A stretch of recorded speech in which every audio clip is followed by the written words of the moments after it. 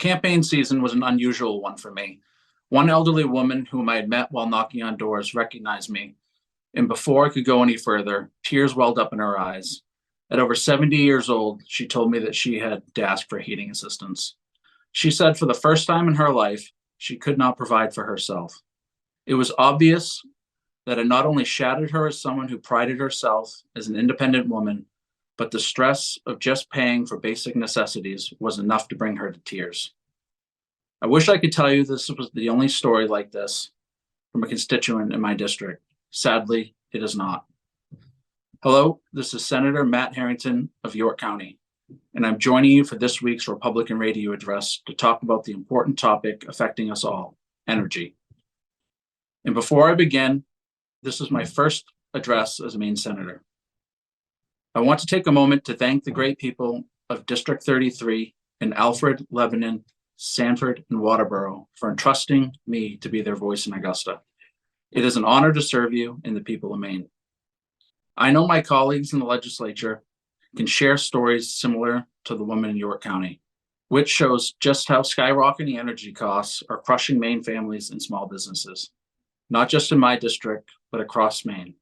For far too long, the party in power has catered to special interest groups and pursued an energy policy that has proven to be an abject failure.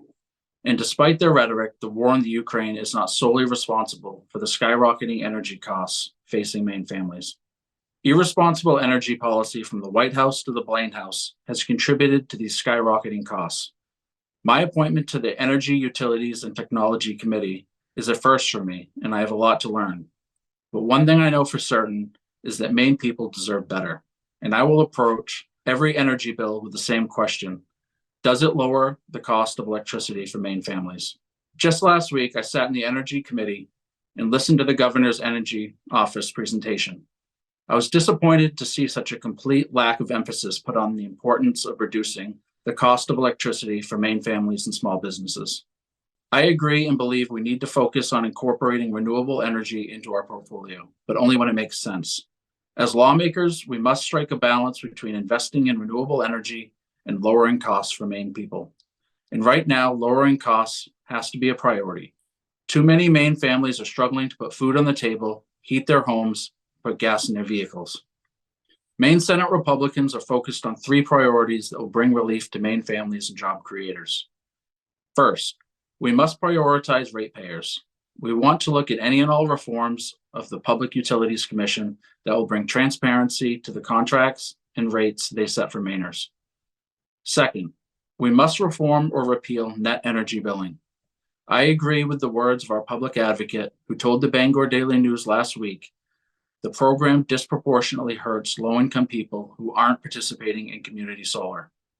What he's saying is people who are struggling to make ends meet should not be subsidizing solar panels on million-dollar mansions along Maine's coastline. Net energy billing is driving up costs that will accelerate.